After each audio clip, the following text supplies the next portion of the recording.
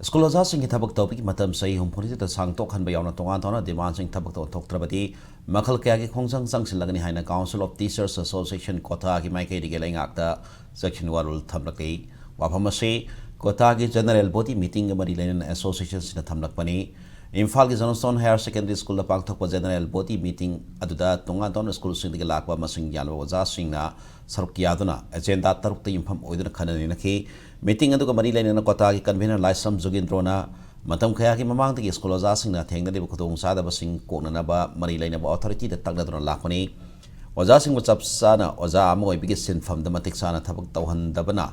Education ta Swipakaya locked up Masako Heli, Labakasaki Tongantano State sing the Langaki Tabak Tawi say as he say who pointed the Sangtok Nakrabani, Masiki Manung was asking and Gisu Sangtok Pada Ayaba Pinakre Adubu, Manipuri was asking it Tabak Topi say as he Sangtok Pina but Tagnarabasu, Tabak Tok Tana Lady Haina, Pinaba Pongorokli, meeting Matung the Makatana Warib Lauraduna, Warib Sing Adu Yauba Memorandum so Marilena authority the Pishilagani High Key.